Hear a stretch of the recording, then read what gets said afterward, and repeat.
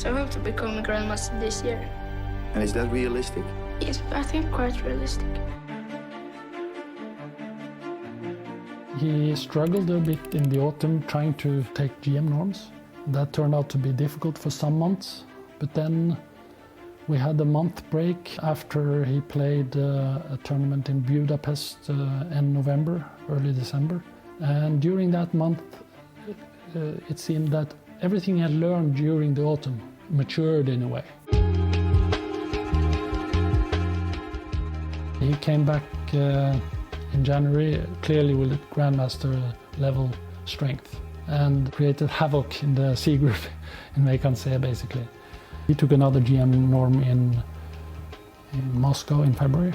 He didn't manage on Iceland in March. He had gotten his norms like quite in a succession, and then he played, I think, the tournament in Iceland where he didn't get a norm, which he thought was really disappointing. And I mean, even though it was not like huge goal to become like a grandmaster at a certain time point, it's you know, it's cool to have become a grandmaster as early as possible, because that's something that stands there in the history books. For some time I thought maybe he benefited a lot from being young and underestimated, so that I more or less in every tournament that spring I expected that, well, maybe he stopped winning, maybe it's back to normal now, but at that point he had 3 or 4 very successful tournaments, and it went also well in Dubai. He had a lot of confidence, and with 2 rounds to go I think he needed 1 point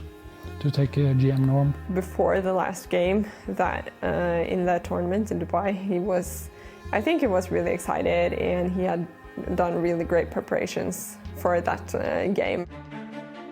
I still very much remember the nervousness that I felt on the day and the game where I finally got the title, and my opponent, I think, offered a draw in a somewhat worse position, and frankly, I mean, I couldn't have taken the draw any faster, because I just wanted the title. We went to celebrate at McDonald's, which was like not like where we would go to eat every day, and he even got ice cream. So Proud dad.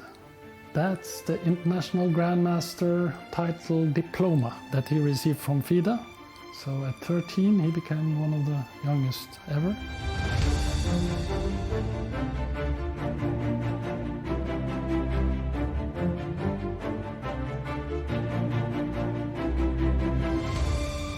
It's funny to think of that it's almost 17 years ago. I've been now a Grandmaster for much longer than I haven't.